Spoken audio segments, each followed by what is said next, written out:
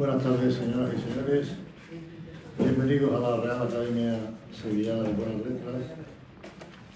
Como saben ustedes, hoy empiezan las jornadas que hemos organizado por la Junta de Andalucía bajo la dirección de la académica doña Eva Díaz.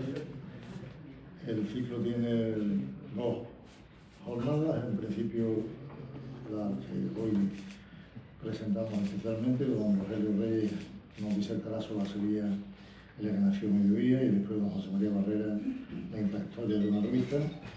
Y mañana, por la mañana, habrá el paseo por la Sevilla de la revista Mediodía, que irá a cargo de doña Eva. Y por la tarde tendremos a don Juan Villar con Romero Murube, Nostalgia de Mediodía, que para eso es biógrafo de Romero Murube, y la memoria de Mediodía en la Biblioteca y el Archivo de los Poblados. Me van a permitir que brevemente haga una mención de lo que fue la Constitución, que tomo de lo que en 1968 manifestó Juan Sierra, es decir, los auténticos constituyentes de Mediodía, que fueron Alejandro Collante, Eduardo Josén, Joaquín Romero Murube, Rafael Lafón, propio Sierra, Porlán, Fernando y Pablo Sebastián como él, que también les aviso que entre una conferencia y otra haremos un pequeño receso para que ustedes puedan ir a la biblioteca donde Eva ha seleccionado lo más pintoresco y lo más llamativo de la revista Mediodía que tenemos aquí en la biblioteca. Así que cuando termine don Rogelio, pues durante 15 minutos para que después no perdamos demasiado tiempo para la siguiente conferencia. Pues esa fue la Constitución. Ya saben ustedes que el ideario, sobre todo, según Romero Murube, fue la depuración, es decir, la creación pura, perfecta y conseguida en el lenguaje. Romero Murube no fue especialmente amigo de esta academia, aunque fue nombrado 2 veces, pero nunca leyó su discurso, y en una de las ocasiones nos llamaba en una tertulia: no faltaron los rancios académicos de Buenas Letras. No obstante, el 27, aunque la Mediodía fuera la semilla, Damos Alonso dice que los auténticos del 27 fuimos varios: Guillén, Gerardo Diego, Rafael Alberti, Benjamín, Chabás y yo. Después dice que se pudieron añadir Cernuda, aunque lógicamente por la distancia no llegó a cuajar. También hay que recapacitar, y en el futuro habrá que hacer especial mención de la gran afición al flamenco que tuvieron todos. Y ya como algo llamativo, por donde nos encontramos, que es la Casa de los Pineros, fue el refugio último de Laso de la Vega, el apócrifo marqués de Villanova, que se recogió aquí precisamente, y aquí venía a verlo en lo que era entonces una pensión, y el pobre, en su mala fortuna final, estuvo aquí recogido, y el Romero Murube lo visitaba aquí. En definitiva, Mediodía, por otra parte, no deja de ser un homenaje a lo que es Sevilla y el espíritu poético de Sevilla. Y Cocteau, yo decir que debemos siempre recordar que los sevillanos encerramos en todas partes la belleza tras las rejas para impedir que abandone Sevilla. Y le doy la palabra a continuación a doña. Muchas gracias, Pablo. Bueno, muchísimas gracias a la Academia, a ustedes por venir una tarde tan calurosa. Inesperadamente nos encontramos con mucho público. Esta actividad que hemos organizado desde la Junta de Andalucía, desde la Consejería de Cultura, dentro de las actividades estamos preparando para el centenario de la generación del 27. Esto es creando un poco atmósfera, como hicieron los autores de la revista Mediodía al crear esa revista, ¿no?, que cuajaría en ese año milagroso de 1927. Bueno, yo por complicidad con la Academia pues quise traérmelo para acá, para la Academia, porque entre otras cosas no inventamos nada. Aquí tenemos gracias a la donación que hizo el hermano de Alejandro Collante de su biblioteca, pues tenemos muchísimos ejemplares de la revista Mediodía, que luego podrán ver, y además de la colección de libros que se editaron, que editó la revista Mediodía, igual que pasó con la revista Litoral, otra revista andaluza, la revista de Málaga, donde también se publicaron muchos libros. Es decir, no solamente fue una revista, sino que también salieron los primeros poemarios de unos poetas entonces desconocidos. Entonces, la verdad es que la Academia ahí jugó un papel importante, y bueno, y algunos miembros de Mediodía luego resultaron ser académicos, el propio Romero Murube, Rafael Lafón, Manuel Alcón y Juan Sierra. Bueno, estamos muy contentos de estar aquí, de estar celebrándolo aquí, y pensamos hacer unas jornadas que eran pequeñitas, pero yo creo que muy esenciales, y con 4 especialistas que nos van a hablar muy bien, nos van a servir para recrear esa Sevilla que acogió esa revista, ¿no? Esa revista que fue prácticamente, bueno, fue la primera, la gran revista del 27, ¿no? Yo siempre, cuando tengo que definirla, es como la revista del 27 sevillano, ¿no? Esa generación Mediodía, la verdad es que fue pues, verdaderamente brillante, ¿no? Es verdad que luego, bueno, sucede lo que sucede, ¿no? Con los acontecimientos históricos, pero es verdad que hubo un momento especialmente brillante, ¿no? En esa ciudad. Decía Romero Murube, al describir esa atmósfera de la ciudad, dice: por aquellas fechas en Sevilla disertaban en la cátedra del Ateneo don José Ortega y Gasset y don Eugenio d'Ors. Falla dirigía los ensayos del Amor Brujo.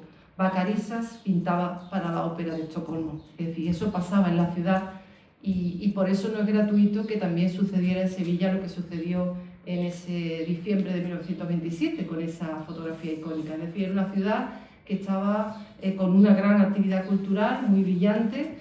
Es verdad que nuestros autores de Mediodía pasaban discretamente por la ciudad, es decir, no había grandes masas que acudieran a las actividades que hacían, pero sí crearon una atmósfera cultural verdaderamente interesante, ¿no?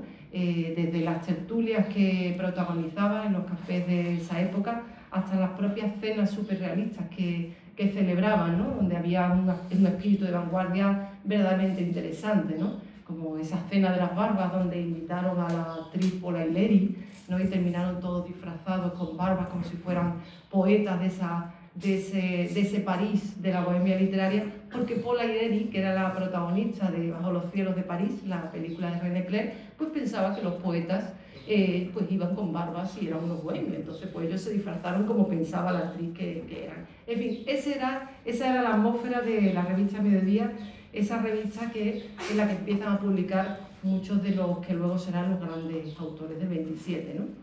Tenemos desde Lorca, Vicente Alexandre, Luis Cernuda. Luis Cernuda tiene una carta jugosísima, luego José María Barrera nos hablará de esa relación epistolar entre ellos, ¿no? Esas cartas de Cernuda, muy mosqueado por las erratas que aparecían en la revista. En fin, es muy espíritu del 27 lo que sucedió en la revista Mediodía. Así que a través de nuestros especialistas vamos a intentar recordar ese momento estelar de la historia de nuestra cultura sucedido aquí en Sevilla, y también a reivindicar ese papel que tuvo la ciudad en esos primeros momentos de la generación del 27. Vamos a empezar ni más ni menos que con Rogelio Reyes Cano, que lo conocen bien. Siempre me riñe cuando lo presento, pero yo no puedo evitar no presentar, porque siempre puede venir alguien que a lo mejor no te conoce, y yo quiero que tú estés presentado correctamente. Bueno, lo conocen, es académico de nuestra Academia de Buenas Letras, ensayista, catedrático de Literatura Española en la Universidad de Sevilla. Él ha abordado a fondo a muchísimos personajes de la historia de la literatura, desde Cristóbal de Castillejo a Cervantes o José Cadalso, ¿no? Pero vamos a centrarnos en sus trabajos sobre literatura contemporánea. Ahí están sus investigaciones sobre Bécquer, Larra, Baroja, Zorín, los hermanos Machado o Juan Ramón Jiménez, del que ha reconstruido y editado el libro inédito Sevilla. Pero además es autor de ensayos sobre la evolución literaria a lo largo de la historia, como nos mostró en su libro De Blanco White a la generación del 27, precisamente, Estudios de Literatura Española Contemporánea. Y bueno, yo no dejo de insistir en ese libro clásico que estoy deseando de que se reedite, que siempre anuncio que se va a reeditar, pero no termina de reeditarse, ¿verdad, Rogelio? Que es Sevilla en la generación del 27, que él publicó en 1997 y es un libro muy interesante con las investigaciones que hizo Rogelio y que precisamente va a volver a la luz ahora bueno, aprovechando un poco la inminencia del centenario, ¿no? Por cierto, un centenario en el que la Academia tiene preparadas bastantes actividades. Ya iremos anunciando porque tenemos cosas bastante interesantes que iremos anunciando. Hoy Rogelio Reyes Cano nos reconstruirá cómo era aquella Sevilla donde se crea la revista Mediodía. Aquella Sevilla convertida en una auténtica ciudad de los prodigios. Cuando quieras, Rogelio. Veo que no te has contenido, querida Eva. No puedo. Bueno, señor director, señoras y señores académicos, señoras y señores queridos amigos y muchos antiguos alumnos míos. Lo primero que quiero decirles o recordarles es que, en buena medida, la estética del 27, la creación literaria del 27, se canaliza a través de las revistas. Es decir, los poemas se publican mucho antes de convertirse en libros. Esto no es una novedad en el 27, porque ya los hombres del modernismo, del simbolismo, es decir, los del fin de siglo, ya habían tenido, las revistas habían tenido un gran protagonismo, ¿no? Y simplemente a título de información les voy a leer algunos de los títulos de estas revistas que proliferaron a finales del 19, principios del 20 y que fueron clave para vehicular la creación literaria, ¿no?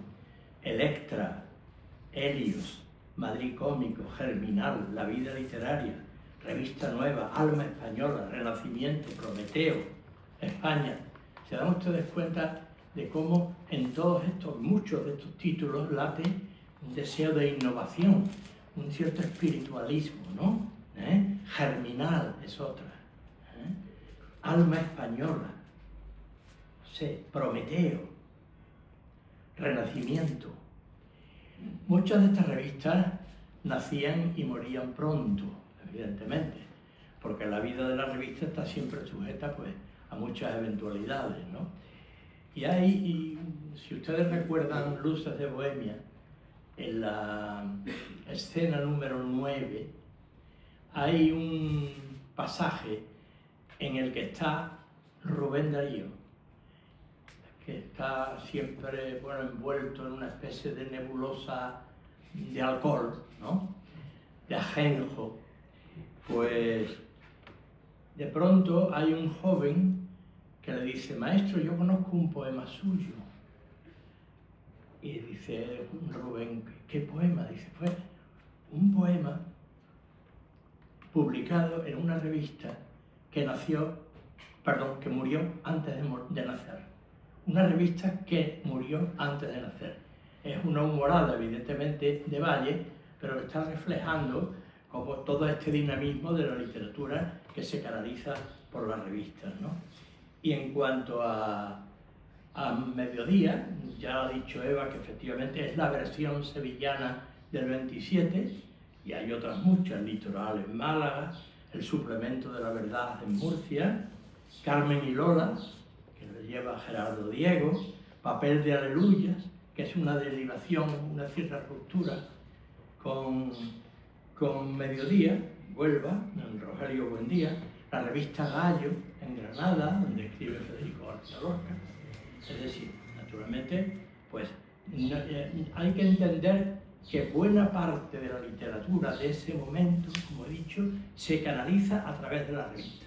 Luego hay que contar con la revista como un vehículo fundamental, como un vehículo esencial, yo diría tan importante y a veces más importante que los propios libros.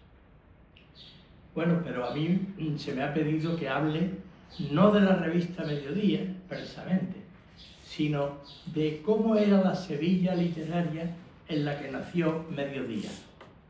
Bueno, voy a decir brevemente algunas cosas. La segunda mitad del 19 y en las primeras décadas del 20, la creación literaria en Sevilla no era especialmente brillante. Piensen ustedes que Bécquer, claro, Bécquer es un gran innovador, evidentemente, pero Bécquer vivía en Madrid, no vivía en Sevilla, ¿no? Entonces, todavía sobre la Sevilla literaria gravita en cierta manera el peso de aquellos ilustrados románticos, Lista, Reynoso, Mármol, Blanco, Guay, que habían protagonizado un poco la transición de la ilustración al romanticismo. Piensen ustedes que Alberto Lista muere en 1848, bueno, muy longevo, y fue director de esta academia, fue un tiempo rector de la universidad. Bueno, también había un grupo de poetas reunidos en el Ateneo. Estos poetas, de alguna forma, practicaban una poesía de cenáculo, una poesía burguesa, una poesía realista o costumbrista, de tufo muy decimonónico, y eran los poetas que se encuentra Juan Ramón Jiménez cuando viene a Sevilla. Juan Ramón Jiménez cuando viene a Sevilla es un adolescente, acaba de terminar un bachillerato en el puerto de Santa María y se encuentra, ¿a quién se encuentra aquí en el Ateneo? A Lamarque de Novoa, a José y Mercedes de Velilla, a Benito Magiprat, a Francisco Rodríguez Marín. Piensen ustedes que Juan Ramón viene a Sevilla con dos fines, con dos objetivos: estudiar pintura, que era su vocación, y estudiar derecho porque su padre le había impuesto. Bueno, pues no hace ni una cosa ni otra. Él tenía un concepto espiritualista del arte, y aquellos pintores que estaban en torno a la Casa de los Artistas, por la calle Gerona, por la calle Viriato, etc., Juan Ramón terminaría definiéndolos como coloristas y fandangueros, parecía, ¿no? Y en cuanto a estudios de derecho, pues prácticamente no hace nada. Sin embargo, se hace poeta en el Ateneo. Justamente aquí es cuando Juan Ramón Jiménez adquiere la conciencia de que lo suyo será escribir poesía. Y efectivamente, los primeros poemas los publica aquí, en periódicos de Sevilla. Pero estos poetas que yo les he mencionado, Lamarque, Velilla, etc., eran reacios a la estética modernista, de forma que cuando Juan Ramón Jiménez le dice que va a escribir un poco a la manera de Villaespesa, a la manera de Rubén, que serían Ninfeas y Almas de Violeta, pues ellos le dicen que no, que esto es una locura, y que por ahí no deben ir, ¿no? Evidentemente. Lo que sí hay en aquella Sevilla de principios del siglo es un cierto beckerianismo, pero un beckerianismo un tanto, yo diría, incompleto, un poco superficial. No es el Bécquer simbolista, no es el Bécquer al que Juan Ramón consideraba el primer simbolista de la historia literaria de España, el primer simbolista nuestro. No es el Bécquer que estará en el origen del libro que él escribe, que él publica, y que terminaría considerándolo como el primero de sus libros, y que lleva un título significativo, Rimas. Y naturalmente tampoco es el Bécquer de Cernuda, el Bécquer de Perfil del Aire de Cernuda, ¿no? Por lo tanto, estos escritores, estos poetas del Ateneo, fundamentalmente, pues, bueno, nos representan desde luego un movimiento literario realmente innovador, realmente interesante, ¿no? Pero hay dos factores que están en el origen de Mediodía. Hay dos acontecimientos en Sevilla que para mí son los determinantes del nacimiento de Mediodía. Uno es la revista Grecia, la publicación de la revista Grecia en 1918. Y el otro es la larga estancia de Pedro Salinas en nuestra universidad. Pienso sobre todo, lo de Grecia ahora haremos algunos matices, pero lo de Salinas realmente pienso que si Salinas no hubiese estado aquí, de no mediar Salinas en el aprendizaje de tantos jóvenes que están en su órbita, probablemente Mediodía no hubiera sido posible. Vamos a hablar de Grecia. Bueno, Grecia es una revista que quiere ser el órgano de la vanguardia, señora, de la vanguardia que ellos llamaban ultraísmo.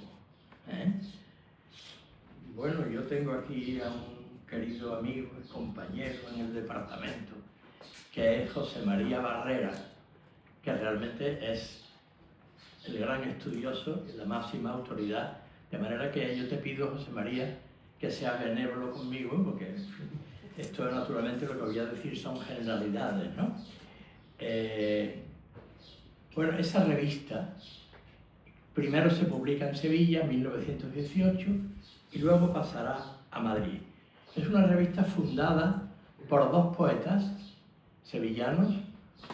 Uno era Isaac del Bando Villar y el otro era Adriano del Valle. La revista tiene como domicilio la calle Amparo número 20, que es donde vivía Isaac del Bando. Es una revista que, aunque editada en Sevilla, tiene el aliento y la animación de algunos escritores muy importantes que viven en Madrid, concretamente Guillermo de Torres y el también sevillano Rafael Cansino Asens. Ellos se autodefinen como ultraístas. Ultra quiere decir, bueno, ir más allá, ir más allá. O sea, no es fácil definir qué es el ultraísmo, porque está, yo diría, muy contaminado de modernismo. Ellos tienen la idea de que de volver un poco a los orígenes de la poesía, por eso la revista se llama Grecia, y tienen ustedes ahí en la página 1, en el dibujo número 1 de los textos que les he repartido, vean ustedes ahí Grecia, unos capiteles clásicos, unas figuras clásicas, un texto de Rubén, director Isaac del Bando, redactor jefe Adriano del Valle, y la redacción en la calle Amparo número 20. Grecia fue, como diría yo, un cierto revulsivo, ¿no?, en la vida literaria sevillana, que estuvo en el origen de la futura Mediodía. Aunque tengo que, en fin, precisar que Mediodía surge en buena medida con el propósito de poner un poco de coto, ¿no?, al desorden de Grecia, a toda esta vanguardia, a veces un tanto disparatada, de Grecia. Pero no cabe duda de que la escritura de Grecia, la publicación de Grecia en Sevilla, movió el ambiente literario. Fue un revulsivo.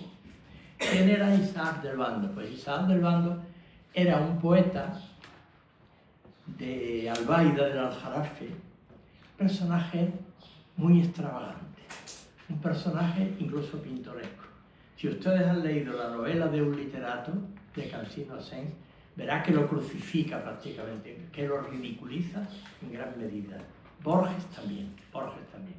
Es decir, como si Isaac del Bando fuera un bluff, ¿no? Fuera realmente. Bueno, se han dicho muchas cosas. Se han dicho que la sombrilla japonesa no la escribió él, sino que la escribió Adriano, etc. Bueno, realmente, yo lo vi una vez a Isaac del Bando, y fue justamente el día 5 de junio de 1958. ¿Por qué recuerdo este día?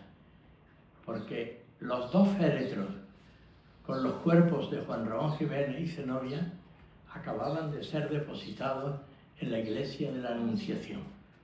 Allí hubo un gran funeral, con el que Huelva pertenecía entonces a la Universidad de Sevilla, y fue la Universidad de Sevilla, con su rector, etcétera, quien se ocupó de este receso, de este breve descanso de unas horas que los dos cuerpos tuvieron en Sevilla, ¿no? Bueno, pues al final del funeral, el ataúd de Zenobia estaba cerrado, porque Zenobia había muerto 2 años antes, en el 56, pero el ataúd de Juan Ramón estaba abierto. Y se formó una cola, una línea de gente que pasó delante a mí, yo lo recuerdo perfectamente. Yo estudiaba primero de comunes, y el profesor López Estrada nos había dicho que al día siguiente, en fin, que el cuerpo de Juan Ramón iba a ser expuesto en la Anunciación. De pronto, de la fila, yo vi salir a un señor que andaba con muchas dificultades, a un señor mayor, que llevaba un gran ramo de flores amarillas en la mano. Y vi cómo se acercaba al ataúd de Juan Ramón, y vi también un poco la cara de preocupación de los familiares de Juan Ramón que estaban allí. Entre ellos estaba su hermana, una hermana que era hermana solamente de padre, ¿no? Ignacia, que era solamente de padre. Y estaba naturalmente don Francisco, o don Paco, como lo decíamos nosotros, que era don Francisco Hernández Pinzón, el sobrino que se había ocupado prácticamente de todas las relaciones con Juan Ramón, ¿no? Y de pronto, pues, este señor salió de la fila y depositó el ramo de flores junto al ataúd de Juan Ramón. Después me enteré, porque vi la fotografía en un periódico, que había sido la última vez que Isaac del Bando había salido a la calle, porque terminó con grandes problemas mentales, incluso recluido en el manicomio de Miraflores. El otro, Adriano del Valle, era más poeta, bastante más poeta que Isaac del Bando. Y bueno, después de la guerra, él tuvo sus veleidades falangistas, y bueno, pero continuó escribiendo y realmente tuvo bastante relación epistolar con Fernando Pessoa. Es decir, fue un personaje interesante, ¿no? que bueno, que vale la pena recordar. Luego, en relación con la revista Grecia, yo quisiera hablar de 2 acontecimientos muy curiosos que también agitaron la vida literaria sevillana. Uno es la fiesta del Ultra. La fiesta del Ultra fue sencillamente un grupo de poetas que en el Ateneo celebraron un acto después de haber andado por Sevilla lanzando piedras y otros objetos contra la casa de Luis Montoto en la calle Porceguinería, es decir, la actual Mateo Jago. Y también en la fosa que se había abierto porque se estaba montando la escultura, la estatua de San Fernando en la Plaza Nueva. Bueno, esta era gente retadora, iconoclasta, en fin, pintoresca, subversiva en el sentido literario, ¿no? Bueno, pues en Sevilla, en el año 19,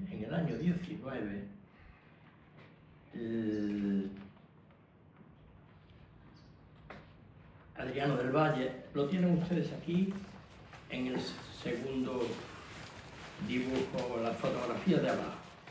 En la fiesta del Ultra, que fue el 2 de mayo del 19, ahí están de izquierda a derecha Adriano del Valle, que está vestido de militar, Pedro Garfias, poeta importante, muy vinculado con Osuna, aunque yo creo que era salmantino, ¿no, José María? Muy vinculado con Osuna, que luego se fue al exilio y murió en México. Después, Pedro Garfias, allá lo he dicho, Pedro Luis de Gálvez, de infausta memoria, porque Pedro Luis de Gálvez fue un personaje siniestro en el Madrid republicano, que denunció a mucha gente y propició el fusilamiento de bastantes, ¿no? Este Pedro Luis de Gálvez es un personaje que aparece también en Luces de Bohemia. Gálvez, Clarinito, Pérez, todas estas personas. Y es curioso porque me llama la atención porque Pedro Luis de Gálvez, que no era sin duda el más significado del grupo sevillano, está ahí como casi presidiendo, está en el centro de la fotografía. Luego está Miguel Romero Martínez, excelente humanista, hermano de José María Romero Martínez, que era presidente de la sección de literatura del Ateneo y que figura junto a Blasco Garzón en la famosa fotografía del 27. Miguel Romero Martínez, yo creo que lo vi alguna vez. Había traducido a Horacio, era un gran autor de Horacio, había traducido a Leopardi, y yo recuerdo que Jorge Guillén, que me lo dijo a mí una vez, y también su hijo Claudio, lo valoraban muchísimo. Jorge Guillén, cuando viene a Sevilla, él, y naturalmente en la cátedra de literatura de la calle de la Araña, en lugar de vivir en el centro de la ciudad, se va a vivir prácticamente casi en el campo, en la calle Cardenal Yu, en un chalet que se llama Villa Guadalupe, que era de los Romero Martínez. Y el propio Guillén dijo que desde su ventana veía la yunta de bueyes arando en el campo. Bueno, pues efectivamente Jorge Guillén le tenía mucha admiración a Miguel Romero Martínez. Yo lo recuerdo alguna vez haberlo visto y era una persona que yo le estaba dando clases en algunos colegios muy poco significados de Sevilla, ¿no? Realmente. Y luego está Isaac del Bando y Pedro Raida. Bueno, pues en ese acto, un momentito, lo tengo aquí, Adriano del Valle hizo la siguiente escena. Dijo en voz alta: como soy un poeta surrealista, tan original y tan nuevo, ahora mismo me agacho y pongo un huevo. Y en efecto lo puso. Quiero decir que un huevo. Se dice, esto puede ser ya apócrifo, se dice que don Pedro Salinas estaba entre el público y que se retiró y cuando iba bajando las escaleras del Ateneo se encontró con alguien que le preguntó: ¿qué ha pasado ahí arriba? Y le dijo Salinas que Adriano del Valle ha puesto un huevo. Corra antes de que ponga otro. Bueno, esa es una de las anécdotas que yo quería contar en relación con la revista Grecia. La otra, bueno, no es una anécdota, un hecho muy significativo, y es la venida de un jovencísimo Borges, acompañado por su hermana Nora. Borges tenía 20 años entonces, que se quedan en Sevilla bastantes días, bastante tiempo, no sé si un mes y medio, quizás más, residentes en el Hotel Cecil Oriente, un hotel que estaba en la Plaza Nueva, en la fachada norte de la Plaza Nueva. Yo creo que el edificio se mantiene. Yo recuerdo haber visto ese hotel hace mucho tiempo. Bueno, pues Borges, el primer poema que publica en su vida, lo publica en la revista Grecia cuando todavía se imprimía y se divulgaba en Sevilla. Ese poema se llamaba Himno del Mar. Lo tienen ustedes ahí y luego lo veremos. O sea, quiero decir que esta revista tenía conexiones muy importantes con toda la literatura. No sé, del grupo de Sevilla escribían Adriano, Isaac, los hermanos Romero Martínez, Pedro Garfia, Pedro Raida, Y algunos, curiosamente, también escribieron algunos autores de la copla española. Por ejemplo, Valverde. Valverde fue el autor de la copla Bajo los puentes del Sena, se cantaba antes mucho, Cruz de Mayo sevillana, Trinidad, la de la Puerta Real, Ojos Verdes. Luego, Sandro Valerio, que era de Mover, había escrito Tatuaje y La Parranda. Y ellos colaboran con Rafael de León, Quintero, León y Quiroga, Ochaita, Valerio y Solano. Ustedes son muy jóvenes, o casi todos, y naturalmente no han oído, en fin, estos dos tríos, ¿no? Pero evidentemente en los años 50, 60, etcétera, que había muchos espectáculos de copla española, pues en fin. Es decir, que la revista Grecia fue un poco cajón desastre.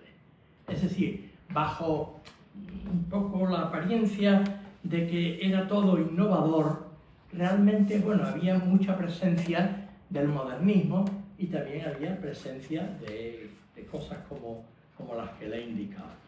Y después los grandes escritores de Madrid, Rafael Cansino Sen, Guillermo de Torres, etcétera, ¿no? Y mucha presencia de escritores extranjeros, normalmente a través de traducciones, o de hispanoamericanos, Amado Nervo, Masjakov, Marinetti, Tagore, en la traducción de Zenobia, se publica ahí, Apollinaire, etcétera, ¿no? Es decir, los parnasianos, los simbolistas franceses, tal. Yo he traído aquí algunos ejemplos de los contenidos de Grecia. Y el primero, que lo tienen ustedes, es el número 3, que es el manifiesto ultraísta. Este manifiesto ultraísta lo firma Isaac del Bando. Yo no sé si lo escribió Isaac o lo escribió Adriano, pero si se dan ustedes cuenta, es un texto altisonante, retador, desmesurado, iconoclasta, despreciador de todo lo anterior, una cosa absolutamente exagerada, desmesurada, ¿no? Fíjense ustedes cómo desprecia, dice, vamos a leer algo, porque platónicamente, bueno, también la ostentación culturalista, ¿no?, que es propio de estos escritores. Platónicamente estamos exponiendo nuestra moderna doctrina ultraísta en las columnas de Grecia sin querer molestar a los fracasados maestros del 900. Hemos procedido de esta forma por entender que el olvido y el silencio serían las armas más certeras para herirles en sus rancios credos estéticos. Va saltando, vean ustedes, porque dice cosas más abajo. Valle Inclán, Azorín y Ricardo León, que son los que representan en nuestras letras el pasado triste, nos tienen usurpado el puesto preeminente a que somos acreedores. Y así continúa. Nada menos que contra Valle Inclán, contra Azorín, ¿no? Los elogios desmedidos, cómo utiliza, digamos, expresiones absolutamente culturalistas, platónicamente desnudamos la belleza apocalíptica, que no sabe uno lo que es, desnudamos la belleza apocalíptica, y así no tenemos tiempo de ver. El segundo texto, que yo les quiero no comentar, pero en fin, aludir a él, para que ustedes se percaten un poco del tono de la revista, ¿no? Es un poema de Adriano que se titula Página Astronómica y que está dedicado a Rafael Lasso de la Vega. Antes ha hablado nuestro director de este personaje tan singular que fue en cierta manera un impostor, porque no solamente bueno, que se inventa el título nobiliario, etcétera, sino que escribía algunos poemas y los databa muchos años antes, los databa con una fecha muy anterior. ¿Para qué? Para que se creyera que era una poesía anticipatoria y tal. Es decir, a mí me contaba Joaquín Caro Romero que este escritor, que Lazo de la Vega, tuvo una muerte en la puerta giratoria del Ateneo, que cayó fulminado al suelo, que los bomberos tardaron mucho tiempo en extraerlo, en sacarlo de allí. Y Joaquín lo recuerda, dice que él lo vio, naturalmente, ¿no? Ese era un personaje verdaderamente singular. Había vivido en Florencia, había vivido en París, y era un personaje completamente disparatado, impostado, del todo impostado, ¿no? Bueno, pues este poema de Adriano del Valle, voy a leer algo. De mi corazón, almanaque. Se puede leer de mi corazón, de mi almanaque. Se han deshojado las horas y los años. Hubo divanes rojos y hubo estrellas maduras para mi paladar y mi molicie de paquidermo rumiador de cantos. El escorpión satánico brindóme su cantárida. Virgo la escanciadora me dio en su letanía 7 gotas celestes de ambrosía. Con los cuernos fue Tauro rompiendo los pentágramas, los pone sin esdrújula, donde pondría su música de números Pitágoras. Y hubo una estrella inédita que descubrió mi cábala. Todas las lunas blancas hirieron a las vírgenes con puñales de plata. Un año nuevo empieza. Rasguemos esta página. Vean ustedes el gusto por los esdrújulos, en la introducción de un léxico completamente cultista, ¿no? Por ejemplo, Cantárida. Cantárida, que resulta que es una mosca, la mosca española, que tiene colores verdes, ¿no? Y muchas más. Un léxico completamente culturalista, escorpión satánico, ¿eh? Una alusión a Grecia, Pitágoras y a la cábala, al ocultismo, que era una práctica, un fermento entonces muy en boga.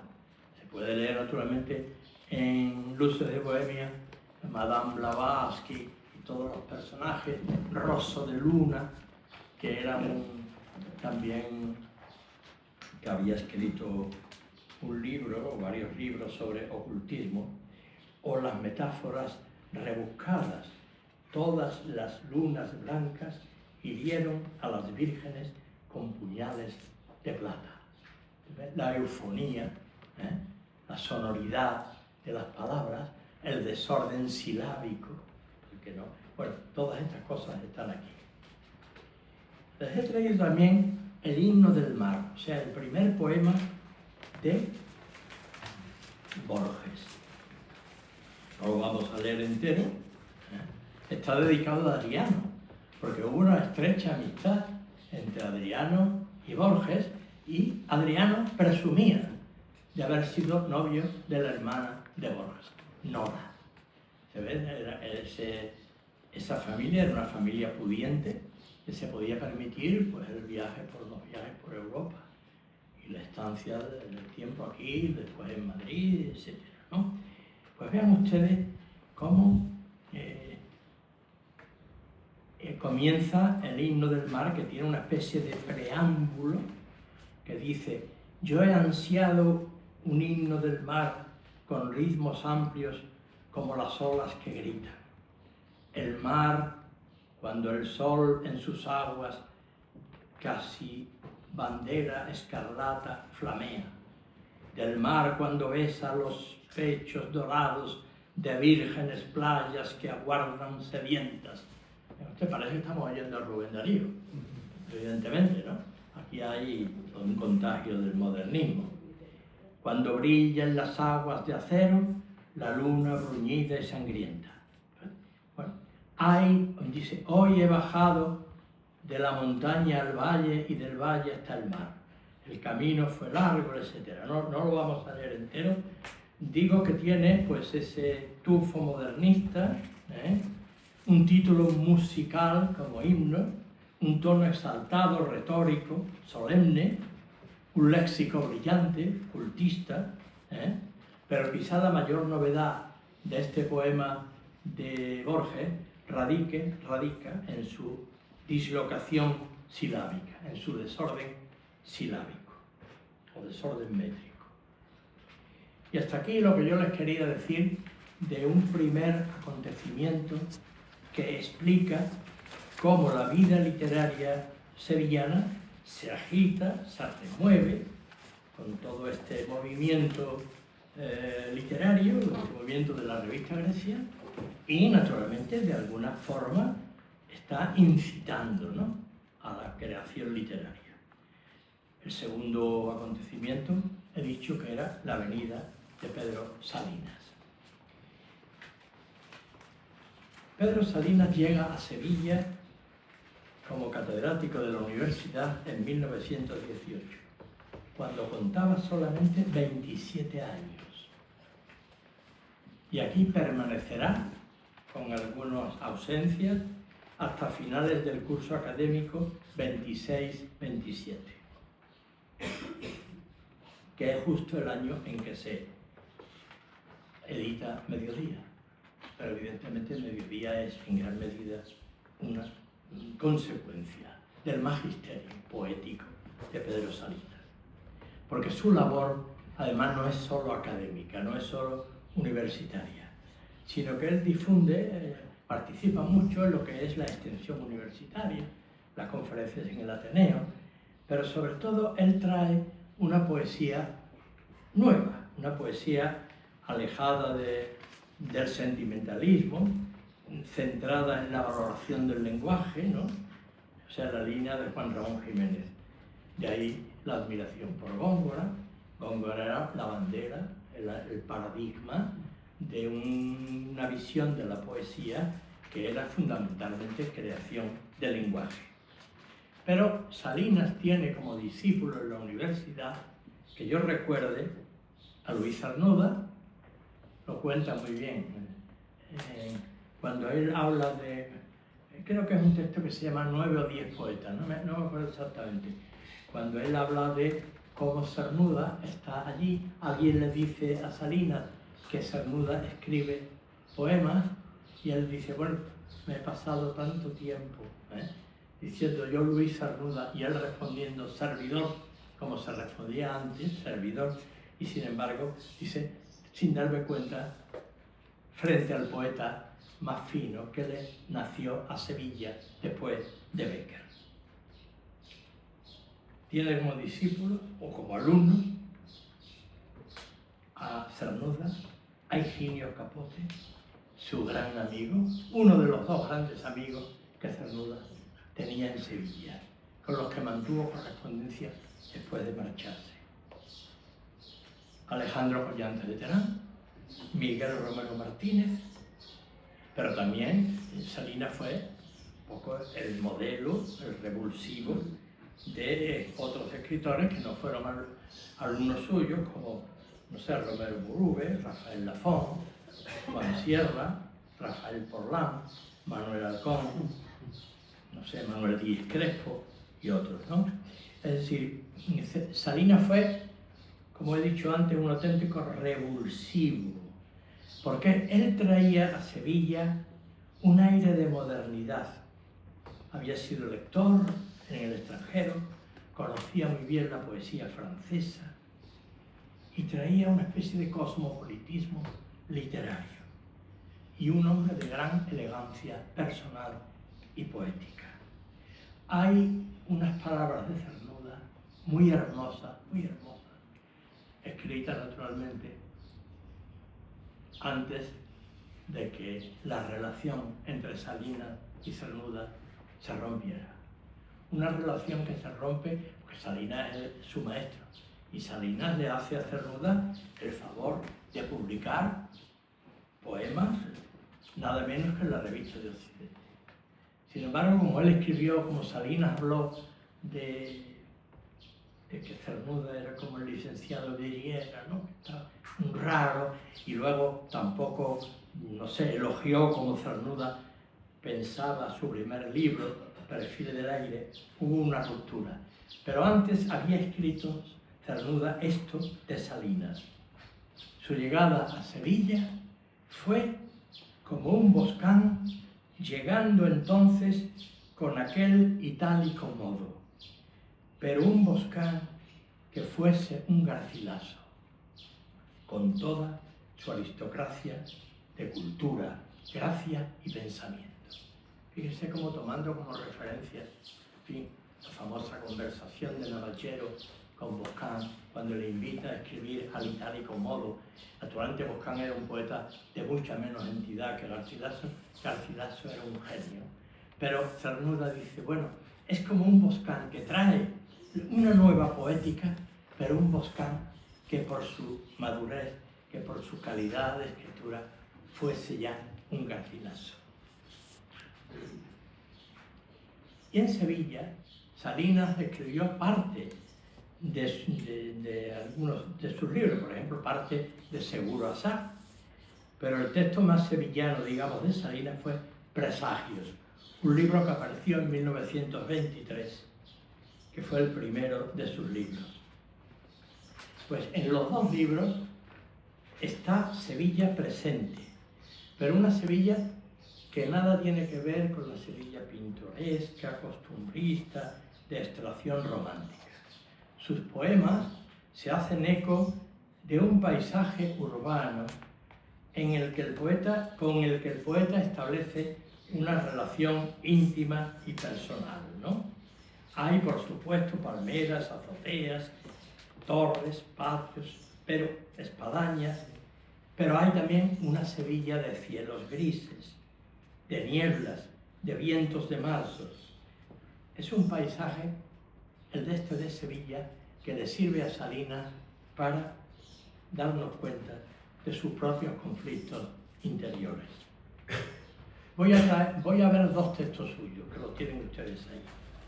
El poema Acuarela y un pasaje de Víspera del Gozo, en prosa lírica, digamos. Este poema Acuarela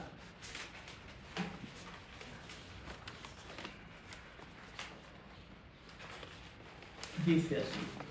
Hay otro anterior, pero no me voy a detener. Con el cielo gris, la copla triste de Sevilla se afina. En agua sin sol, sombras de naranjos entierran azares. Arriba, en las altas miras, esperan las niñas los barcos de oro. Abajo, aguardan los mozos que se abran cancelas a patios sin fondo. Sin rubor se quedan pálidas las torres. Desde las orillas, las desesperadas luces suicidas al río se lanzan.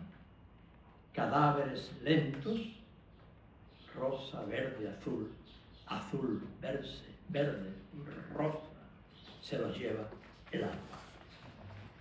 Yo diría que yo destacaría en este poema un cierto paralelismo, una forma de mirar a Sevilla que guarda conexión con los poemas que Lorca, algunos de los poemas que Lorca le dedicó a nuestra ciudad, ¿no?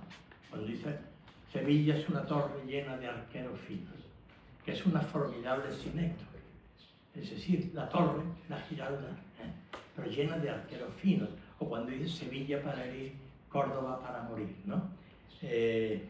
Bueno, es una Sevilla, en este caso de Salinas, triste, con agua sin sol, con sombras de naranjos, cancelas sí, pero patios sin fondo. Una Sevilla enigmática, con metáforas muy audaces. Fíjense, luces suicidas, sencillamente, luces que se reflejan en el río y naturalmente se ahogan, se suicidan. Es decir, él hace una descripción nada realista, una visión poética, figurada de Sevilla. El otro texto que les quiero comentar brevemente, y no vamos a leerlo completo tampoco, pertenece a un libro que se llama Víspera del Gozo y que el pasaje se titula Entrada en Sevilla. El auto ceñido estrechamente a derecha e izquierda por casas empezaba su heroico viaje. La calle inmóvil, pero poseída con la marcha del coche de una actividad vertiginosa y teatral, empezó a desplegar formas, líneas, espacios multicolores y cambiantes, rotos, reanudados a cada instante, sin coherencia alguna. Los corrinescos objetos que le van a servir en su juego, más que para que el público los vea, con el malicioso propósito de que su rauda sucesión cree una imagen confusa y apto para cualquier engaño en la mirada del espectáculo. Y más abajo dice, y paños de muros, rosa, verde, azul, y de trecho en trecho, como un punto redondo y negro que intenta dar apariencias de orden a una prosa en tumulto, un portal en el que se hundía la mirada, siempre demasiado tarde, porque apenas llegada a la cancela y dudosa de por cuál de aquellos geométricos pasajes entraría en el presentido patio, etc. Vean ustedes, este texto, yo creo que, bueno, un texto que está inspirado, por supuesto, en la estrechez de las calles de Sevilla, pero todos son esguinces urbanísticos, todos son quiebros, esquinas, recodos, patios que son más intuidos que vistos, en suma, un perspectivismo nuevo. Es decir, yo creo que es el paisaje descompuesto, el paisaje trastocado. Estamos dentro de una estética evidentemente cubista. Es decir, aquí hay un planteamiento un tanto vanguardista, un tanto novedoso de Salinas. Y termino, en conclusión. Esta que acabamos de describir, que habló de la revista Grecia y de la presencia de Salinas, es una Sevilla que explica y que da sentido aún a la aparición de una revista como Mediodía, porque por la que canalizar las inquietudes estéticas nuevas, ¿no? Y explica también, en gran medida, más allá del pintoresquismo del torero, de Sánchez Mejías y todo esto. Naturalmente Sánchez Mejías, en efecto, los agasaja, pero aquello le cuesta al Ateneo, yo no me acuerdo ahora, yo lo publiqué eso, 2000 y pico de pesetas, ¿no? 2000, que era un dineral en aquel tiempo, ¿no? Después ya dan Sánchez Mejía, pues los invita en Pino Montano, los lleva a un hotel más barato, etcétera, etcétera. Pero lo que quiero subrayar es que la venida de estos jóvenes escritores a Sevilla, aquellas veladas, como se llamaban, en el Ateneo, o mejor dicho, fueron en el local de la económica del país, fueron posibles, porque aquí había ya un caldo de cultivo. Había ya aquí una serie de poetas que estaban en sintonía con la poética de los que venían de Madrid. Por lo tanto, podemos decir, sí, en el principio fue el viaje, pero el viaje a una Sevilla que literariamente estaba ya, como digo, en estrecha conexión con la poética de aquellos que vienen o que venían de fuera, evidentemente, ¿no? Y bueno, en este contexto, pues Sevilla comulgaba con los viajeros. Y hay dos personas en el Ateneo a las que hay que atribuir la organización y sobre todo la conciencia de lo que se quería hacer al traer a aquellos jóvenes aquí. Uno era José María Romero Martínez y el otro era Alejandro Collante de Terán. José María Romero Martínez tenía incluso hecho en borrador, lo ha publicado un antiguo alumno mío, ¿cómo se llama? Eloy Navarro, sí. Como él tenía ya hecho algunos apuntes sobre la idea de, como aquello se planteó como un homenaje a Góngora, aunque ya, digamos, ese entusiasmo gongorino estaba empezando a desvitalizarse, pero bueno, realmente ellos dos, José María Romero Martínez y Alejandro Collante de Terán, fueron los auténticos artífices. Es decir, el viaje fue posible, sencillamente, porque Sevilla ya estaba en grado de conectar, de entender a esta gente. Y, bueno, pues en el principio fue el viaje. Y en el principio fue mediodía. Gracias.